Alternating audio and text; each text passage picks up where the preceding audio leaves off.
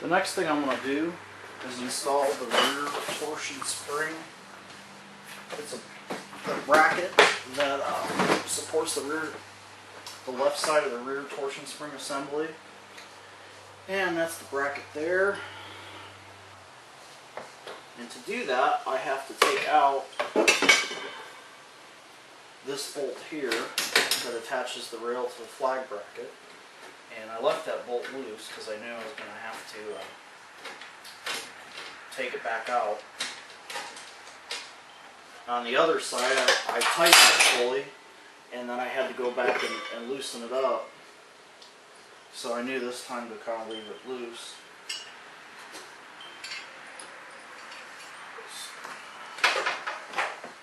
Let's see, looks like we go.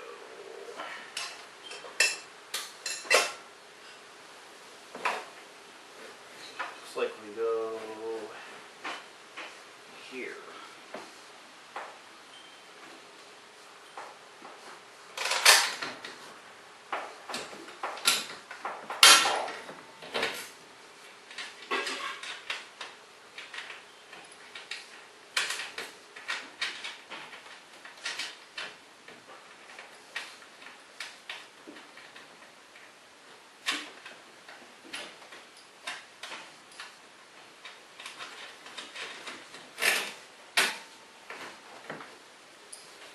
Let me get the other bolt that I dropped. There's this plastic retainer which keeps the torsion tube assembly from popping loose and flying out of the bracket here. I'll show you how that goes in. Basically, I put this next bolt on here, and I put that nut on here. And a little bit later, I'll go ahead and insert the torsion tube assembly through that. So I'm going to leave it loose for now. I am going to tighten this bottom bolt though, because that's where it needs to tighten.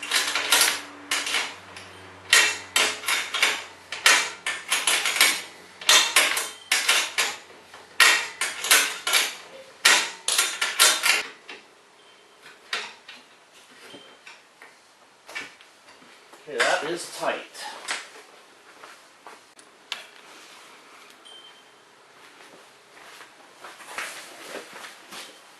Now it's time to install 2 lag bolts into this torsion spring bracket. And according to the instruction manual, they go on the inside here.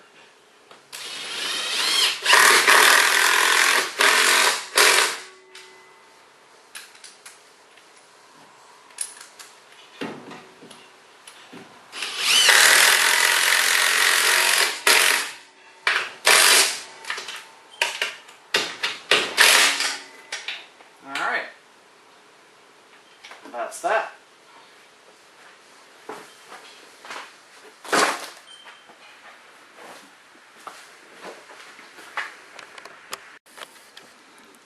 Okay, I've now installed the right side torsion assembly support bracket, and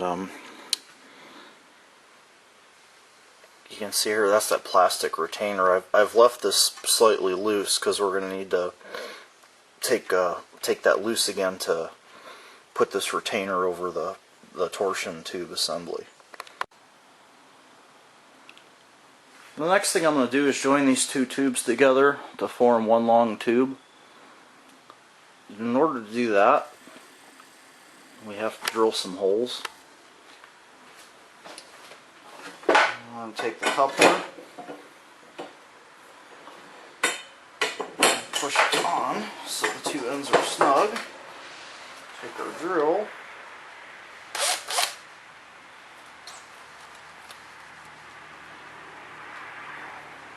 I'm going to drill a 3/16 pilot hole.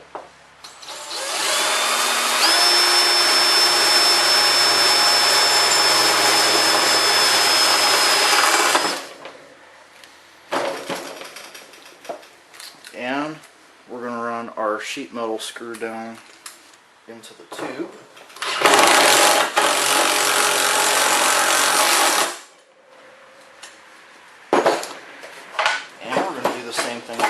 side. Make sure that's snug in there.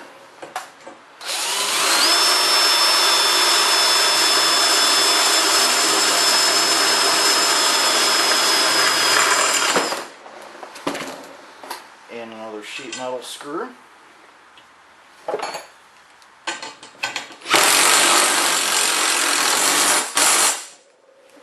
I really love this impact driver.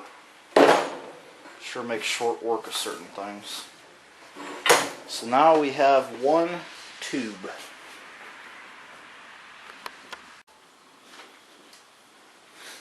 The next thing I'm going to do, according to the instructions, it says to lay the torsion spring on the floor. I'm substituting the floor for this makeshift workbench. And usually what I do is go ahead and kind of wiggle it like that.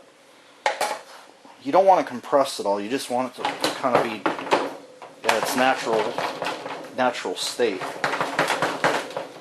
Now I'm going to go ahead and take a measurement of the length of this. And it looks like 33 1/16. And I'm going to write that down because I'm going to need that measurement later. 33 1/16. The reason why is because when we put this on the tube, you might compress it. Well, if you have it compressed like this and you try to put tension on it, there's not going to be enough room to get the proper tension on it. It's going to bind up. So you got to have some distance in between these springs, or in between these coils. But we'll learn about that here in a little bit.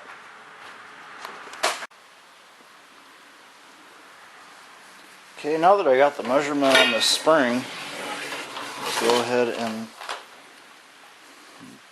already backed off these set screws here, so the tube will be able to slide in there okay. And I'm just going to go ahead and slide this in position.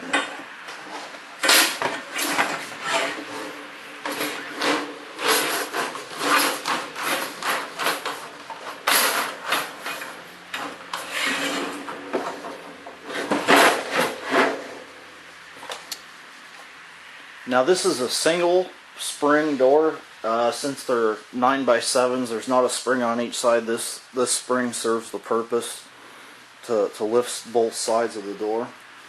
And this has one of these winding, I'll call it a winding gadget. It has that to tension the springs on the door. It's a lot safer than using tensioning bars. And it's one of the reasons I got these doors, because it has this mechanism and it works really well. So I'm going to go ahead and slide this mechanism, this winding mechanism, on the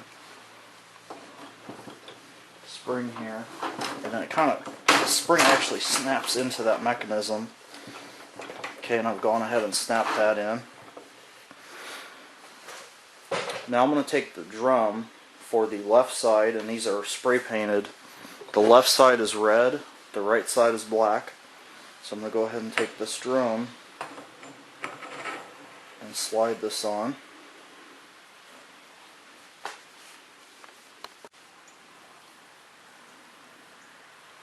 Now I'm going to take the right side support bearing, and these grooves here are where it's going to slip into the bracket that we installed earlier. I'm going to take this bearing and slip it over the tube, and it's just kind of sitting on there free right now. I'm going to take the this right side, the drum assembly, slide that on there, and now we're ready to go ahead and put this up into the brackets.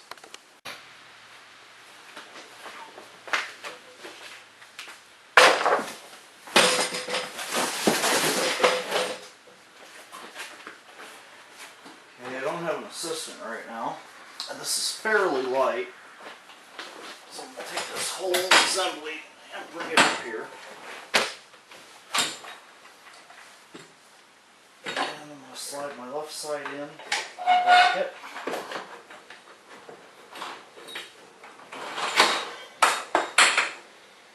and I'm going to let that rest right there because my left side slid in. move over here and slide that support bearing in. And what I'm also going to do is I'm going to slide this tube through the retainer. Well, actually I can't do that right now.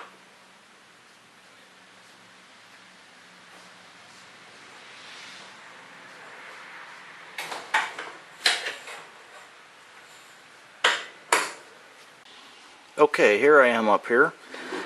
And one thing I failed to mention is this drum. It actually it rides in here. It goes in between that bracket. And now I'm going to go ahead and lift up this assembly and slide this bearing, which is easier said than done right now. Slide that bearing into the bracket. There we go. Okay, this is free for right now. The set screw hasn't been tightened down. I need to get this retainer over this tube, and in order to do that I'm going to have to loosen this nut and bolt and slide it over and then tighten that nut and bolt down. So I'm going to do that now. I went ahead and slid this plastic retainer over this tube, and I think what that does is if it just keeps this tube assembly from sliding out of this bracket here. Under normal circumstances, there's going to be pressure pulling down on this drum, so it shouldn't happen. But I think if the day that the torsion spring breaks, whenever that may be, whether it be 10 or 15 years down the line, I think what it is, they don't want this thing flying out of the holder and coming down. So I'm going to go ahead and put this retainer on the other side now. Okay, this garage door came with this 1/4-inch insert bit, which goes into the tensioner mechanism here. So I have that ready to go. Now these 3 set screws, they're still loose, so I'm not actually tensioning this spring right now. That's not what I'm doing. What I'm doing is I'm going to rotate this spring, and I'm rotating it so these lines are where I could see them. Because we're going to need to count, I'm going to need to count the lines. I think this takes like 11, and I'll need to be able to see this. So right now the tube, I still got it loose. These drums are still loose. The set screws here are still loose. Okay, now what I'm going to do is I'm going to tighten the set screws on the torsion spring. Now before I do that, I want that tube equidistant on both sides. Right now that tube's floating up there. So I went ahead and gave it a quick measurement. Got it close. That's all it needs to be, is close. And now I'm going to go ahead and set the length of the spring, and I'm going to tighten down my set screws. Okay, this spring is up here on this tube, and it's floating around. So we want to take our relaxed spring measurement from earlier, which was 33 1/16. And I went ahead, let's see, I'm actually on the spring on this side, and I need to bring this out some. That's 33 1/16. Okay, you can have up to it needs to be within a 1/2 inch. So I'm actually going to go ahead and give myself a little bit extra room. Oops.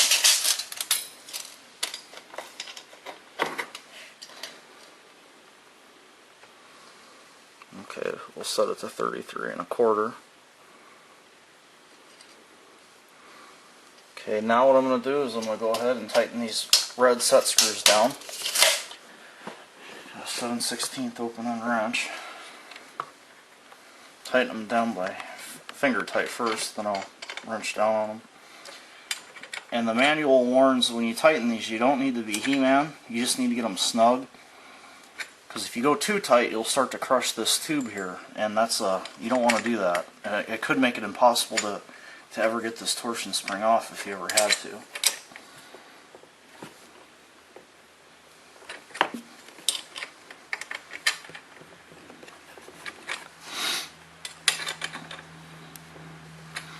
Okay, if anyone's wondering, these right here, that's to insert winding bars, and we're not going to have to do that because this has a winding unit on it, and using these winding bars is dangerous. I once worked at a auto shop, and it was a commercial door. It was probably, I don't know, 15 foot tall, and I seen a guy on the ladder tensioning one of these springs, and they look like bars, and you go ahead and you stick it in here and you turn it, and then you stick the other one in and you turn it, and then you get it to where you need it to be, and then you got to get your wrench on there and tighten this. Well, this whole thing's under tension. Well, it slipped. The bar went flying up. He went flying down off the ladder. It made a horrendous noise, and he ended up getting taken away by ambulance, soiling his pants, the whole 9 yards. And we all could laugh about it now because he was okay, but this is definitely dangerous stuff. The spring's it's going to be under a lot of tension. And this winding unit here makes it a lot safer, but you still don't want to be lax. It's dangerous. But I just figured I'd talk about those. I've wound one of these in this manner once before, and I definitely, it's something that's slightly risky, I'd say. So I definitely would spring for the extra money and get one of these doors that has this winding unit on it. Okay, now I'm going to install the cables. There's just 2 cables. Doesn't matter which one goes where. This is the drum end. This is going to clip down onto the door. Okay, I got the cable around that pin at the bottom of the left side of the door. So now what I need to do is take this other end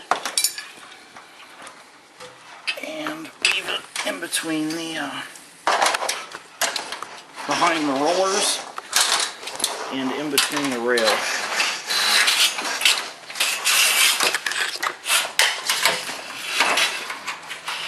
Just like so.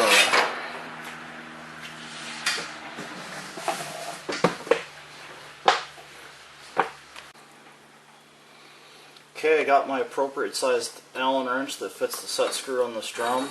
The drum is currently loose. Okay, so I'm going to take this end here and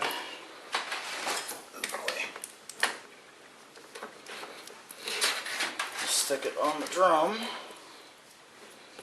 and I'm going to start winding it.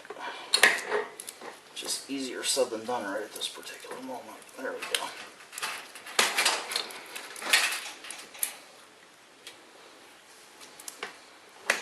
Okay, according to the instruction manual, you don't want more than a 1/16 of an inch on either side in between the cable drum and the bearing. So I'm pushing it into it firmly, and I'm maintaining tension on this drum.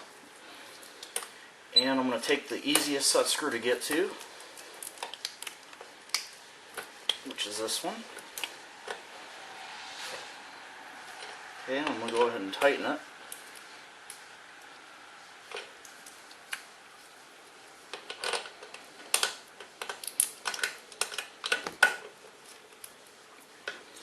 Okay, you don't want to tighten this more than 3/4 to 1 turn, because same thing. You don't want to be He-Man with this, because you'll end up crushing the tube, and they can make future servicing impossible. Okay. Now this is probably going to be a little bit hard to see, but I'm going to do the same thing over here. I'm going to actually need to lift the door up just a hair to get that done.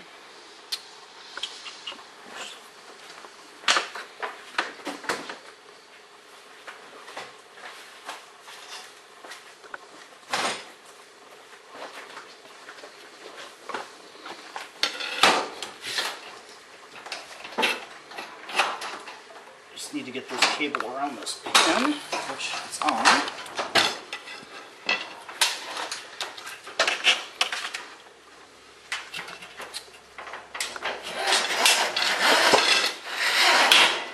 thread it in between the track and behind the rollers.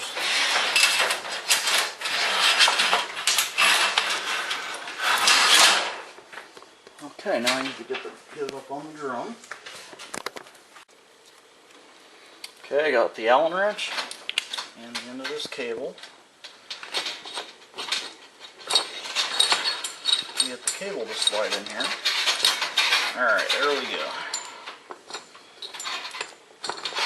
I just need to go ahead and keep slight tension on the cable with one hand while turning the drum with the other, trying to keep it in the proper grooves.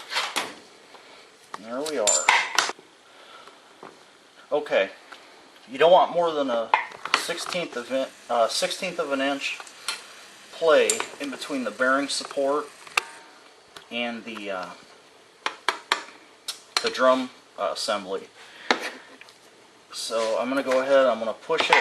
See, it's still free, so I'm going to push it against the bearing, and I'm going to get this set screw where it's snug. Now the thing is, when you do this, you want these two cables to have similar tension on them. So I'm going to go ahead and I'm going to, with my left hand,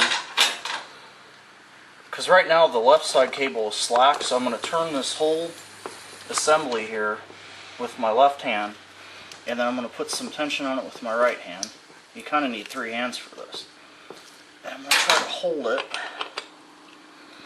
because you want even tension on these. You don't want this one to be tight and that one over there to have no tension, because it could cause some trouble. Okay, that should be good. Now we're going to move on and tension the door.